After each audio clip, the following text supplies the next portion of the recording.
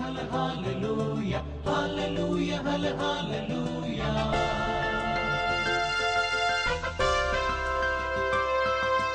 La la la la, la la la la, la la la la, la la la la, la la la la. രക്ഷാ സന്ദേശം, രക്ഷാ സന്ദേശം, വരവായ യേശുവിൻ രക്ഷാ സന്ദേശം, രക്ഷാ സന്ദേശം, രക്ഷാ സന്ദേശം, വരവായ യേശുവിൻ രക്ഷാ സന്ദേശം. വിടുതല ജീവനായി, വിടുതല ജീവനായി, രക്ഷാ സന്ദേശം, വരവായ യേശുവിൻ രക്ഷാ സന്ദേശം, രക്ഷാ സന്ദേശം, രക്ഷാ സന്ദേശം.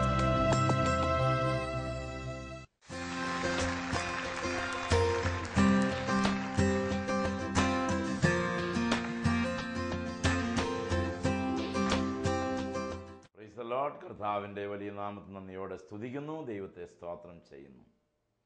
അനുഗ്രഹിക്കപ്പെട്ട പ്രിയ ദൈവമക്കളെ, നമുക്ക് ഒരുമിച്ച് അവൻ്റെ വചനത്തിൻ്റെ മുൻപിലായിരിക്കാൻ കർത്താവ് നൽകിയ വലിയ സാവകാശത്തിനായി വലിയവനായ ദൈവത്തെ സ്തുതിക്കുന്നു, ദൈവത്തെ സ്തോത്രം ചെയ്യുന്നു. പ്രിയ ദൈവമക്കളെ, വരും ദിവസങ്ങളിൽ തെക്കൻ കേരളത്തിൻ്റെ വിവിധ ഭാഗങ്ങളിലായി നമ്മുടെ ശുശ്രൂഷകൾ നടക്കുകയാണ്. മാർച്ച് മാസം 26-ാം തീയതി നമ്മൾ അടൂരുള്ള വ്യാപാര ഭവനിൽ വെച്ച്, അതോടൊപ്പം തന്നെ 27-ാം തീയതി കൊട്ടിയം വ്യാപാര ഭവനിൽ വെച്ച്, 28-ാം തീയതി അഞ്ചൽ കുന്നുംപുറത്ത് ടവർ, അങ്ങനെ 3 സ്ഥലങ്ങളിലായി നമ്മുടെ പ്രോഗ്രാം 2 സമയങ്ങളിലായി നടക്കുകയാണ്. രാവിലെ 10 മണി മുതൽ 1 മണി വരെയും വൈകിട്ട് 6:30 മുതൽ 9 മണി വരെയും നമ്മുടെ ശുശ്രൂഷകൾ നാം ക്രമീകരിച്ചിരിക്കുന്നു. നിങ്ങൾ പ്രത്യേകമായിട്ട് ഓർക്കുക, പ്രാർത്ഥിക്കുക. നിങ്ങളെല്ലാവരെയും ദൈവനാമത്തിൽ ക്ഷണിക്കുകയാണ്. നമുക്ക് ഒരുമിച്ച് കാണുവാൻ, ഒരുമിച്ച് പ്രാർത്ഥിപ്പാൻ, നമ്മുടെ പ്രാർത്ഥനാ വിഷയങ്ങൾ പങ്കുവെക്കാൻ, ദൈവത്തിൻ്റെ വലിയ വിടുതൽ അനുഭവിപ്പാൻ, ദൈവവചനം ഒരു മനുഷ്യന് കൊടുക്കുന്ന ആന്തരിക സൗഖ്യവും സ്വാതന്ത്ര്യവും അനുഭവിപ്പാൻ ദൈവനാമത്തിൽ നമുക്ക് ആ ശുശ്രൂഷയിൽ ഒന്നു ചേരാം. ദൈവത്തിൻ്റെ പരിശുദ്ധാത്മാവ് പ്രവർത്തിക്കട്ടെ എന്ന് പ്രാർത്ഥിക്കുന്നു. ദൈവം നമ്മളോട് കരുണയാകട്ടെ.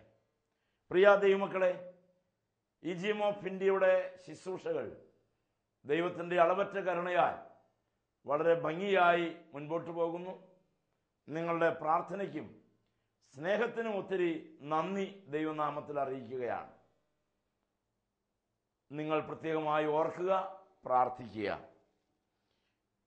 ഈ കഴിഞ്ഞ എപ്പിസോഡിലായി നമ്മൾ ചിന്തിച്ചുകൊണ്ടിരുന്ന അബ്രാഹാം, ദൈവം അബ്രാഹാമിന് കൊടുത്ത വാഗ്ദത്തങ്ങളിൽ ഏറ്റവും പ്രധാനപ്പെട്ട ഒരു കാര്യത്തിൽ മാത്രമാണ് നമ്മൾ കേന്ദ്രീകരിച്ചത്. അബ്രാഹാമിനോട് പറഞ്ഞു, നീ ഒരു അനുഗ്രഹമായിരിക്കും, നീ മറ്റുള്ളവർക്ക് ഒരു അനുഗ്രഹമായിരിക്കും. You shall be a blessing. നമ്മൾ അത് സംബന്ധിച്ച് കഴിഞ്ഞ 2 എപ്പിസോഡിലായി നമ്മൾ ചിന്തിക്കുകയായിരുന്നു.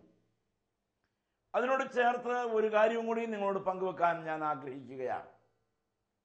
ഈ വർഷം നമ്മൾ മറ്റുള്ളവർക്ക് ഒരു അനുഗ്രഹമായിരിക്കണം എന്നുള്ളത് നമ്മെക്കുറിച്ചുള്ള ദൈവത്തിൻ്റെ ആഗ്രഹമാണ്. വചനം കേൾക്കുന്ന താങ്കളെക്കുറിച്ച് ഈ നാളിൽ ദൈവം എന്താ ആഗ്രഹിക്കുന്നു ചോദിച്ചാൽ, ഞാൻ മറ്റുള്ളവർക്ക് ഒരു അനുഗ്രഹമാകണം. താങ്കളെ അതിനായി ദൈവം അമ്മയുടെ ഉള്ളിൽ ഉരുവാക്കി. അനേകർ മരിച്ച് മൺമറഞ്ഞ് മണ്ണോട് മണ്ണായി അമർന്നു പോയിട്ടും നമ്മളെ ഈ ഭൂമിയിൽ നിലനിർത്തി ഇന്നും കൂടെ, ഈ സമയവും കൂടെ കർത്താവ് നമ്മൾക്ക് അനുവദിച്ചു. എന്തുകൊണ്ട് എന്ന് ചോദിച്ചാൽ, യോഗ്യതയല്ല അതിൻ്റെ കാരണം, നാം മറ്റുള്ളവർക്ക് ഒരു അനുഗ്രഹമാകണം എന്ന് കരുതിയാണ്. ആകയാൽ കർത്താവേ, നീ എന്നോട് സംസാരിക്കണമെന്ന് നമുക്ക് പ്രാർത്ഥിച്ച് ചിന്താഭാഗത്തേക്ക് കടന്നു വരാം. എങ്ങനെ നമ്മൾ മറ്റുള്ളവർക്ക് ഒരു അനുഗ്രഹമാകും? നമ്മൾ പറഞ്ഞു, നാം ഇന്ന് വിശുദ്ധീകരിച്ചാൽ നാളെ നാം മറ്റുള്ളവർക്ക് ഒരനുഗ്രഹമായി തീരും.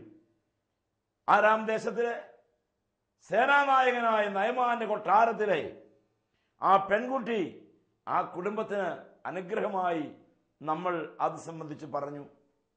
കൂടാതെ രാജാക്കന്മാരുടെ പുസ്തകത്തിൽ, അതോടൊപ്പം തന്നെ മത്തായിയുടെ സുവിശേഷത്തിൽ സമാധാനമുണ്ടാക്കുന്നവർ ഭാഗ്യവാന്മാർ, നമ്മൾ ആ കാര്യങ്ങളും ചിന്തിച്ചു.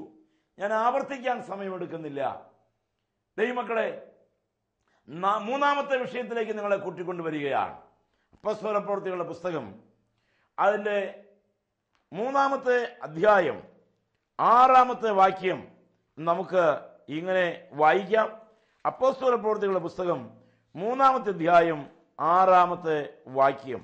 അവിടെ നമ്മൾ അപ്പോസ്തലനായ പത്രോസ് താൻ ആലയത്തിലേക്ക് കടന്നു ചെല്ലുമ്പോൾ തൻ്റെ ജീവിതത്തിൽ ദൈവം കൊടുത്ത ഒരു വലിയ അനുഭവം, അവൻ എങ്ങനെ മറ്റുള്ളവർക്ക് അനുഗ്രഹമായി, നമ്മളവിടെ വായിക്കുന്നു. 3-ാമത്തെ വാക്യം ഞാൻ നിങ്ങൾ വായിച്ചു കേൾപ്പിക്കാം. അപ്പോൾ പത്രോസ്, വെള്ളിയും പൊന്നും എനിക്കില്ല, എനിക്കുള്ളത് നിനക്ക് തരുന്നു. നസ്രായനായ യേശുക്രിസ്തുവിന്റെ നാമത്തിൽ നടക്കുക. 9-ാം മണി നേരമായപ്പോൾ പത്രോസും യോഹന്നാനും കൂടി ദൈവാലയത്തിലേക്ക് പോവുകയാണ്. അങ്ങനെ കടന്നു ചെല്ലുമ്പോൾ മുടന്തനായ ഒരാൾ അങ്ങനെ ദൈവാലയത്തിന്റെ വാതിൽക്കൽ ഭിക്ഷ ചോദിച്ചുകൊണ്ട് ഗോപുരവാതിൽക്കൽ കിടക്കുകയാണ്. അങ്ങനെ ആ മനുഷ്യനെ കൊണ്ടുവന്ന് ഇരുത്തി കിട്ടുന്ന ഭിക്ഷ കൊണ്ട് 1-2 പല കുടുംബങ്ങളോ കുടുംബാംഗങ്ങളോ ഉപജീവനം കഴിക്കുമായിരുന്നു. പതിവ് പോലെ അതുവഴിയായി കടന്നു വരുന്ന, ആലയത്തിലേക്ക് കടന്നു പോകുന്ന അവരുടെ നേരെ പതിവ് പോലെ കൈ നീട്ടി. ആ കയ്യിൽ നീട്ടിയ കയ്യിൽ കൊടുക്കാൻ പത്രോസിന്റെയും യോഹന്നാന്റെയും കയ്യിൽ പണമുണ്ടായിരുന്നില്ല, കാൽ കാശ് പോലും ഉണ്ടായിരുന്നില്ല. പക്ഷേ പത്രോസ് അവരോട് പറഞ്ഞു, നിനക്ക് തരാൻ വെള്ളിയും പൊന്നും ഒന്നും ഞങ്ങളുടെ കയ്യിലില്ല. എന്നാൽ പൊന്നിനേക്കാളും വെള്ളിയേക്കാളും തേൻകട്ടയേക്കാളും ഏറ്റവും വിലപിടിപ്പുള്ള ഏത് പദാർത്ഥത്തെക്കാളും വിലയേറിയ ഒന്ന് ഞങ്ങളുടെ കയ്യിലുണ്ട്. അത് യേശു എന്ന നാമമാണ്. ആ നാമത്തിൽ നീ എഴുന്നേൽക്കുക എന്ന് പറഞ്ഞപ്പോൾ പറഞ്ഞവന്റെ കൈക്ക് പിടിച്ച് എഴുന്നേൽപ്പിച്ചു. അവൻ തുള്ളിയും ചാടിയും കൊണ്ട് കടന്നുപോയി. യേശു എന്ന നാമം ആരുടെ മുൻപിൽ ഉച്ചരിക്കുന്നുവോ, ഏത് പ്രശ്നത്തിന്റെ മുൻപിൽ ഉച്ചരിക്കുന്നുവോ, ആരുടെ മുമ്പിൽ പങ്കുവെക്കുന്നുവോ, ആ നാമം മറ്റുള്ളവർക്ക് അനുഗ്രഹമാണ്. എന്റെ ജീവിതം മറ്റുള്ളവർക്ക് അനുഗ്രഹമായി തീരാൻ യേശുവിന്റെ നാമത്തെ ഉയർത്തുക. അതിന്റെ ഉദാഹരണം തേടി ഞാൻ വേറെ എങ്ങും പോകണ്ട. ഞാൻ എൻ്റെ ജീവിതത്തിലേക്ക് മടങ്ങി വരുമ്പോൾ എനിക്ക് നല്ല ബോധ്യമുണ്ട്, യേശു എന്ന നാമം എൻ്റെ 18-ാമത്തെ വയസ്സിൽ ഞാൻ പ്രസംഗിക്കാൻ തുടങ്ങിയ അന്ന് മുതൽ, മാനസാന്തരപ്പെട്ട കാലത്ത്, ദൈവം അധരങ്ങളിൽ ശക്തി പകർന്ന കാലം മുതൽ പ്രസംഗിക്കാൻ തുടങ്ങിയതാണ്. ആ നാമത്തെക്കുറിച്ചുള്ള, ആ നാമത്തിന്റെ മേലുള്ള, ആ നാമത്താലുള്ള ശുശ്രൂഷകളാണ് ഇന്ന് എന്നെ നിങ്ങളുടെ മുമ്പിൽ എത്തിച്ചത്. എന്തെങ്കിലും ആത്മീകമായി ഭൗതികമായി ആർജിച്ചിട്ടുണ്ടോ, ലഭിച്ചിട്ടുണ്ടോ, അതെല്ലാം യേശുവിന്റെ നാമത്തിന്റെ മഹത്വമാണ്. ഈ നാമം അനേകരുടെ അധരങ്ങളിലേക്ക് പകർന്നു കൊടുക്കാൻ, അനേകരുടെ കുടുംബങ്ങളിലേക്ക് പകർന്നു കൊടുക്കാൻ കർത്താവ് നൽകിയ കൃപയ്ക്കായി സ്തോത്രം ചെയ്യുകയാണ്. നമ്മുടെ രാജ്യത്തെ ഇന്ന് ഏകദേശം 26 സംസ്ഥാനങ്ങളിൽ ഈ നാമത്തെ കൈമാറാൻ വലിയവനായ കർത്താവ് കൃപ തന്നു. അതോർത്ത് ദൈവത്തെ സ്തുതിക്കുകയാണ്. ചുരുങ്ങിയ കാലം കൊണ്ട് ദൈവം നമ്മെ ഉയർത്തി, ദൈവം നമ്മുടെ വേലയെ വളർത്തി. കാരണം വെള്ളിയും പൊന്നുമല്ല, യേശു എന്ന നാമം പ്രസംഗിക്കുന്നവനെ, ആ നാമത്തെ കൈമാറുന്നവനെ, ആ നാമത്തെ ഉപയോഗിക്കുന്നവരെ, ആ നാമത്തെ പ്രയോജനപ്പെടുത്തുന്നവരെ ഏത് പ്രകാരവും സമാധാനത്തോടെ ജീവിക്കാൻ അനുവദിക്കുന്ന ഒരു കർത്താവുണ്ട്. പ്രിയരെ, യേശുവിനെ കുറിച്ച് പ്രസംഗിക്കുന്നതിന്റെ മഹത്വം ഇവിടെയാണ്. നാമങ്ങൾ ധാരാളമുണ്ട്, ചെറുതും വലുതുമായിട്ടുള്ള നാമങ്ങൾ, ഉന്നതവും മഹത്വവും ശ്രേഷ്ഠവുമുള്ള നാമങ്ങൾ, മഹത് വചനങ്ങൾ കൈമാറിയ വ്യക്തികളുടെ നാമങ്ങൾ, മഹാരഥന്മാരുടെ നാമങ്ങൾ, സാമൂഹ്യ പരിഷ്കർത്താക്കളുടെ നാമങ്ങൾ, നല്ല നല്ല മനുഷ്യരുടെ നാമങ്ങൾ, നല്ല നല്ല അതേ സന്ദേശങ്ങൾ നൽകിയവരുടെ നാമങ്ങൾ, നന്നായി ജീവിച്ചവരുടെ നാമങ്ങൾ, വിശുദ്ധനായി ജീവിച്ചവരുടെ നാമങ്ങൾ എല്ലാം ഉണ്ട്.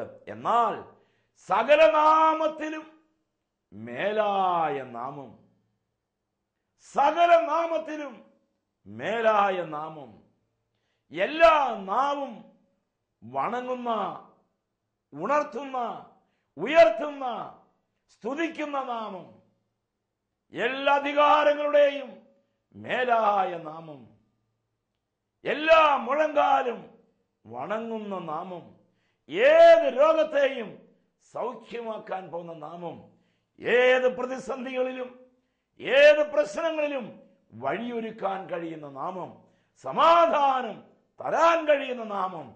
പ്രിയ സുഹൃത്തെ, താങ്കളുടെ ഇപ്പോൾ അഭിമുഖീകരിക്കുന്ന ആ പ്രശ്നത്തിന് പരിഹാരം തരാൻ കഴിയുന്ന യേശു എന്ന നാമം നിങ്ങൾക്കൊരു അനുഗ്രഹമാണ്, താങ്കളുടെ കുടുംബത്തിനൊരു അനുഗ്രഹമാണ്. 3 രൂപയും 3 മുള്ളാണിയും ഉണ്ടെങ്കിൽ ഒരുപക്ഷെ നമ്മൾക്ക് എഴുതി വയ്ക്കാം യേശു എന്ന നാമത്തെ. അതല്ല, നാമം ഭിത്തിയിലല്ല, അവന്റെ നാമം പുൾപിറ്റിലല്ല, അവന്റെ നാമം കോൺക്രീറ്റ് പാളികൾക്കകത്തല്ല. യേശുവിന്റെ നാമത്തിന്റെ മഹത്വം ഹൃദയത്തിനകത്താണ്. നമ്മുടെ ഹൃദയത്തിനകത്ത് അവൻ കടന്നു വരുമ്പോൾ നമ്മുടെ ഹൃദയത്തിൽ നിന്ന് ഉത്കണ്ഠകൾ മാറിപ്പോകുന്നു, നമ്മുടെ ഹൃദയത്തിൽ നിന്ന് ഭയം മാറിപ്പോകുന്നു, ഏകാന്തത മാറിപ്പോകുന്നു. ഇന്ന് നമ്മൾ അനുഭവിക്കുന്ന ധാരാളം ശാരീരിക പ്രശ്നങ്ങളുടെ അതിപ്രധാനമായ കാര്യം മാനസിക വൈകല്യങ്ങളുടെ കാരണം ഹൃദയത്തിനകത്തുള്ള ധാരാളം വിഷയങ്ങളാണ്. നമ്മളുടെ ഉപബോധ മനസ്സിൽ, അബോധ മനസ്സിൽ അടിഞ്ഞുകൂടുന്ന, ഊറിക്കൂടുന്ന, കാലങ്ങൾ പഴക്കമുള്ള ധാരാളം ആന്തരിക പ്രശ്നങ്ങൾ, അടിച്ചമർത്തൽ, പറിച്ചെടുക്കൽ, ഇവയെല്ലാം നമ്മിലുണ്ടാക്കിയിട്ടുള്ള വേദനകൾ, ധാരാളം സങ്കീർണതകൾ, തീർത്താൽ തീരാത്ത ബാധ്യതകൾ നിമിത്തം ഉണ്ടായിട്ടുള്ള ഞെരുക്കങ്ങൾ, കഠിനമായ ശിക്ഷയിൽ നിന്ന് ഉടലെടുക്കപ്പെട്ടിട്ടുള്ള അപകർഷതാബോധങ്ങൾ, മാതാവിൻ്റെയും പിതാവിൻ്റെയും സ്നേഹം ലഭിക്കാത്തതിനാൽ ഊറിക്കൂടി ഉണ്ടായിട്ടുള്ള സ്വഭാവ വൈകല്യങ്ങൾ, ലൈംഗികമായ അരാജകത്വങ്ങൾ, ലൈംഗിക വൈകൃതങ്ങൾ, മോശപ്പെട്ട ജീവിത ശൈലികൾ, തെറ്റായ പെരുമാറ്റങ്ങൾ, പാപത്തോടുള്ള പറ്റുമാനം, തിന്മയോടുള്ള ആസക്തി, മരിക്കാതെ കിടക്കുന്ന പാപത്തിന്റെ അണുക്കൾ, ഇതെല്ലാം ഹൃദയത്തിൽ ഇങ്ങനെ ഈ മാലിന്യങ്ങളെല്ലാം അടിഞ്ഞുകൂടി കിടക്കുകയാണ്. നമ്മുടെ മുടന്തിന്റെ, നമുക്ക് എഴുന്നേറ്റ് നടക്കാൻ കഴിയാത്തതിന്റെ എല്ലാം ഒരു പരിധിവരെ കാരണം യേശുവിന്റെ നാമം നമ്മുടെ ജീവിതത്തിൽ സ്വാധീനം ചെലുത്താത്തതാണ്. ആലയത്തിന്റെ വാതിൽക്കലാണ് കിടക്കുന്നതെങ്കിലും പണി കൈനീട്ടലാണ്. ആലയത്തിന്റെ ഉമ്മറപ്പടിക്ക് സമീപമാണ് കിടക്കുന്നതെങ്കിലും ആലയത്തിന്റെ മഹത്വം അനുഭവിക്കാത്തവനാണ് സാക്ഷാൽ മുടന്തൻ. ഇന്ന് ഈ ആധുനിക കാലഘട്ടത്തിൽ ആലയത്തിനകത്ത് കഴിയുന്നവർക്ക് പോലും മുടന്താണ്. ആലയത്തിനകത്ത് കഴിയുന്നവർക്ക് മുടന്താണ്. അവർക്ക് ജീവനില്ല, ചൈതന്യമില്ല, ദൈവത്തിന്റെ ആത്മാവിന്റെ നന്മ അവർ അനുഭവിക്കുന്നില്ല, കൃപകൾ അനുഭവിക്കുന്നില്ല, വരദാനങ്ങൾ അനുഭവിക്കുന്നില്ല. യേശുവിന്റെ നാമത്തിന്റെ മഹത്വം ഇപ്പോഴും താങ്കളുടെ ജീവിതത്തിൽ അനുഭവിക്കാൻ കഴിയുന്നില്ലെങ്കിൽ ഈ സന്ദേശം കേൾക്കുമ്പോൾ അവന്റെ മഹത്വത്തെ ഹൃദയപൂർവ്വം സ്വീകരിക്കാനായിട്ട് ഒരുങ്ങണം.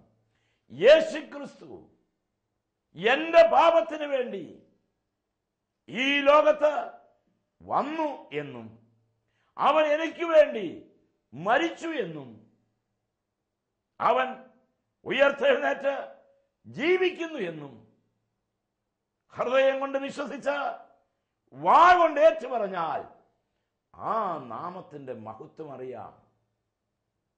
ഈ നാവിന്റെ അറ്റത്ത് ഇന്നുവരെ യേശു എന്ന് ഉച്ചരിച്ചിട്ടില്ലാത്ത അധരങ്ങളിൽ ഞാൻ എൻ്റെ കണ്ണുകൊണ്ട് കണ്ടു, ഞാൻ എൻ്റെ ഹൃദയം കൊണ്ട് അനുഭവിച്ചു, ഞാൻ എൻ്റെ ശരീരത്തിൽ ആസ്വദിച്ചു. ആ നാമം ഇന്നുവരെ നാവ് കൊണ്ട് ഉച്ചരിക്കാത്ത ചില വ്യക്തികളുടെ നാവിൽ ഹൃദയത്തിലേക്ക് ആ നാമത്തെ പകർന്നു കൊടുത്തപ്പോൾ ഇന്ന് ആ വനാന്തരത്തിനകത്തേക്ക് കയറി അങ്ങ് ചെല്ലുമ്പോൾ സമീപത്തുള്ള റോഡിൽ ബസ്സിറങ്ങി വനാന്തരത്തിനകത്തൂടെ നടന്നു പോകുമ്പോൾ അനേകം കാട്ടുപ്രാക്കൾ ഓടി വന്ന് യേശുവിന്റെ നാമം ഉച്ചരിക്കുന്നത് കേൾക്കുമ്പോൾ ഉള്ളങ്കാൽ മുതൽ ഉച്ചി വരെ ആനന്ദം കൊണ്ട് പിടയും. ഈ ജീവിതം മറ്റുള്ളവർക്ക് അനുഗ്രഹമാകുന്നത് യേശു എന്ന നാമത്തെ അഥവാ യേശുവിനെ മറ്റുള്ളവർക്ക് കൈമാറുമ്പോഴാണ്. മറ്റുള്ളവരിലേക്ക് ആ നാമത്തെ കൈമാറ്റം ചെയ്യുമ്പോഴാണ്. യേശു എന്ന നാമത്തെ മറ്റൊരു വ്യക്തിക്ക് കൈമാറുമ്പോൾ നീ അനുഗ്രഹിക്കപ്പെടുകയാണ് കുഞ്ഞെ.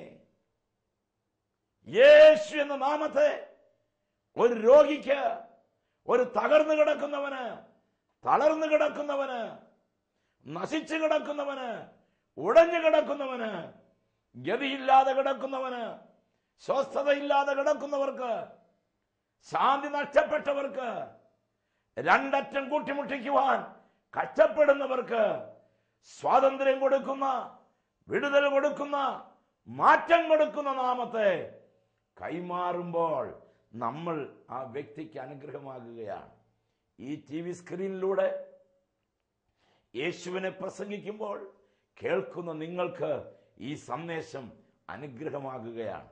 വേറെ ധാരാളം സബ്ജക്റ്റ് ഉണ്ട്, ഇന്റർനാഷണൽ സബ്ജക്ട്സ്.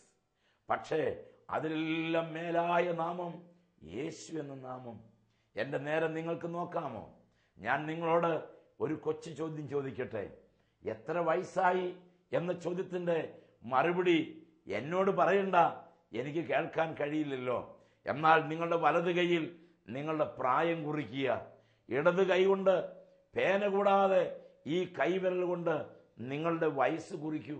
എന്നിട്ട് നിങ്ങൾ വലം കൈയിലേക്ക് നോക്കിയിട്ട് ചോദിക്കണം, ഇത്രയും പ്രായമായല്ലോ, ഈ യേശു എന്ന നാമം എനിക്ക് മറ്റൊരാൾക്ക് കൈമാറാൻ കഴിഞ്ഞിട്ടില്ലല്ലോ, ആ കാര്യത്തിൽ ഞാൻ പരാജയപ്പെട്ടു പോയല്ലോ.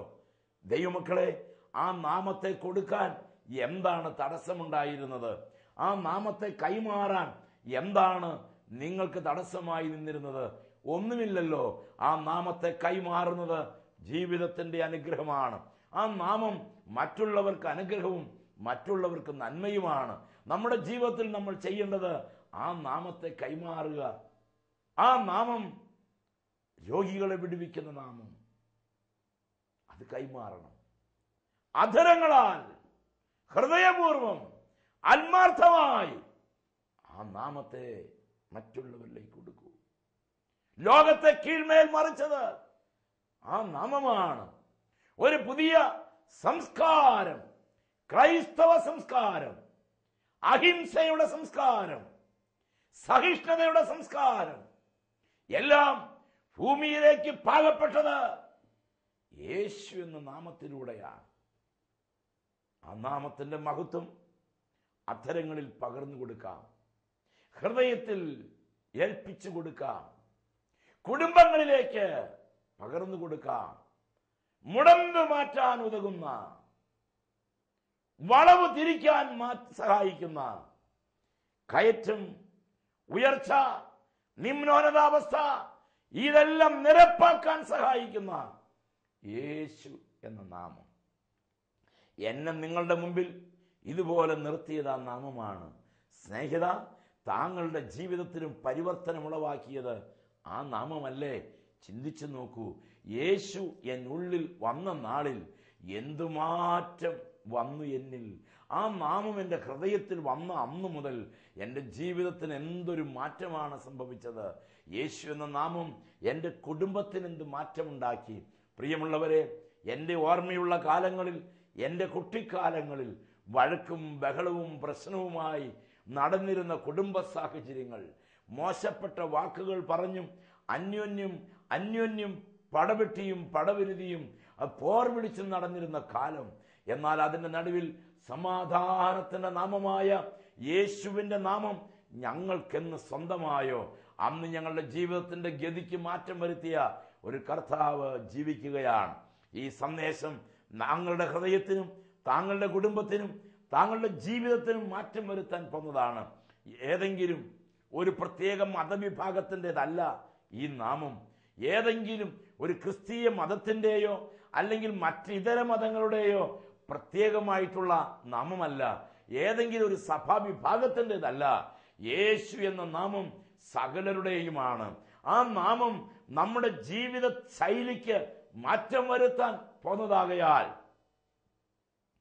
അതിനെ ഹൃദയത്തിലേറ്റുക, ആ നാമത്തെ നെഞ്ചിലേറ്റുക. ആ നാമത്തിനനുസരിച്ച് ജീവിതത്തെ ചിട്ടപ്പെടുത്തണം. മരണത്തോടെ അവസാനിച്ചതല്ല ആ നാമം. വിണ്ണിൽ നിന്ന് മണ്ണിലേക്ക് ഇറങ്ങി വിണ്ണിന്റെയും മണ്ണിന്റെയും നാഥനായവൻ, ലോകത്ത് അസാധ്യമായ, ഒരിക്കലും സംഭവിക്കാൻ സാധ്യതയില്ലാതെ വണ്ണം കന്യകയിൽ ഉരുവായി ഭൂമിയിൽ പ്രസവിക്കപ്പെട്ടു. ഭൂമിയിൽ 33 വർഷക്കാലം ജീവിച്ചു. പാപമൊഴിയെ സകലത്തിലും നമുക്ക് തുല്യമായി പരീക്ഷിക്കപ്പെട്ടു. നമ്മുടെ പാപം അവൻ ഏറ്റെടുത്തു, നമ്മളെ സ്വതന്ത്രമാക്കി, നമ്മളുടെ ജീവിതത്തിന്റെ മുടന്തുകളെ മാറ്റി, നമ്മളുടെ ജീവിതത്തിന്റെ കുഷ്ഠത്തെ നീക്കി, നമ്മുടെ വരൾച്ചയെ മാറ്റി, സന്തോഷം ധരിപ്പിച്ചു, സമാധാനം നൽകി, ആനന്ദ തൈലം കൊണ്ട് അഭിഷേകം ചെയ്തു. എത്ര പ്രശ്നങ്ങളുണ്ടെങ്കിലും പ്രശ്നങ്ങൾക്കകത്ത് തളരാതെ നടത്തി. അതാണ് ആ നാമം. പ്രിയരെ, ഉയർത്താൻ ഉള്ള ഏക നാമം, ലജ്ജിപ്പാൻ സംഗതി വരാത്ത നാമം. അത് അവന്റെ നാമത്തിൽ ഉയർത്തണം. ഒരു ആയുസ്സേ നമുക്കുള്ളൂ. ആ ആയുസ് തീരും മുമ്പ് അവന്റെ നാമത്തെ ഉയർത്തണം. അത് അനുഗ്രഹമാണ്. എങ്ങനെ ഞാൻ മറ്റുള്ളവർക്ക് അനുഗ്രഹമാകും? യേശു എന്ന നാമം മറ്റുള്ളവർക്ക് കൈമാറുമ്പോൾ, പണം കൊടുക്കുമ്പോഴല്ല കേട്ടോ, ദാനധർമ്മങ്ങൾ കൊടുക്കുമ്പോഴല്ല കേട്ടോ, അല്ലെങ്കിൽ മറ്റുള്ളവർക്ക് സംഭാവനകൾ കൊടുക്കുമ്പോഴല്ല കേട്ടോ, നമ്മൾ കർത്താവിന്റെ വേലയ്ക്കോ മറ്റിതര കാര്യങ്ങൾക്കായോ പണം ചെലവഴിക്കുമ്പോഴല്ല. പൊന്നും വെള്ളിയും ഞങ്ങളുടെ കയ്യിലില്ല. ഞങ്ങളുടെ കയ്യിലുള്ളത് യേശു എന്ന നാമമാണ്. പ്രിയരെ, ആ നാമത്തിന്റെ മഹത്വം നമ്മൾ ഇനിയും അനുഭവിക്കാനിരിക്കുന്നതേ ഉള്ളൂ. ക്രിസ്തു എന്ന നാമത്തിന്റെ പ്രദർശനശാലയായി എൻ്റെ ജീവിതം രൂപാന്തരപ്പെടണമെന്ന് നമുക്ക് പ്രാർത്ഥിക്കരുതോ? ഇതിനോടകം ലോകത്ത് അനേകം മഹാരഥന്മാരെ രൂപാന്തരപ്പെടുത്തിയത്, ചിന്തകന്മാരെ വിശുദ്ധീകരിച്ചത് ആ നാമമാണ്. അതിനെ ഏറ്റുപാടാൻ കർത്താവ് നമ്മളെ നിർബന്ധിക്കുകയാണ്.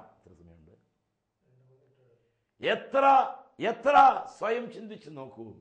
കർത്താവ് എന്ന നാമത്തെ മറ്റുള്ളവർക്ക് കൈമാറണം.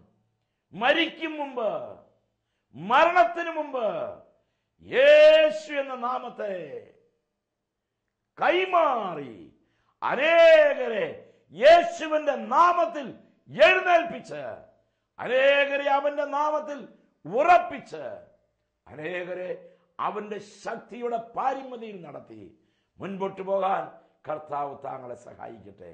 നമുക്ക് പ്രാർത്ഥിക്കാം. കരുണയുള്ള ദൈവമേ, സ്വർഗ്ഗസ്ഥ പിതാവേ, ഈ പ്രിയ പ്രേക്ഷകരെ അങ്ങയുടെ കരങ്ങളിലേക്ക് തരികയാണ്. നീ അവരെ അനുഗ്രഹിക്കുകയും സഹായിക്കുകയും ചെയ്യണമേ കർത്താവേ. അങ്ങയുടെ തൃപാദത്തിൽ വളരെ വിനയത്തോടെ പ്രിയ പ്രേക്ഷകരെ സമർപ്പിക്കുക. യേശുവിന്റെ നാമത്തിൽ ഈ പ്രിയ മക്കളെ നിന്റെ നാമത്തിൽ അനുഗ്രഹിക്കുന്നു കർത്താവേ. നിന്റെ നാമം കുടുംബങ്ങളെ തിരുത്തട്ടെ, വ്യക്തികളെ രൂപാന്തരപ്പെടുത്തട്ടെ, ജീവിതത്തെ വിശുദ്ധീകരിക്കട്ടെ. നിന്റെ നാമം ഞങ്ങളുടെ ജീവിതത്തെ സന്തോഷിപ്പിക്കട്ടെ. യേശുവിന്റെ നാമത്തിൽ സമർപ്പിക്കുന്നു. കൃപയോടെ കേൾക്കണമേ. ആമേൻ. ദൈവം നിങ്ങളെ അനുഗ്രഹിക്കട്ടെ.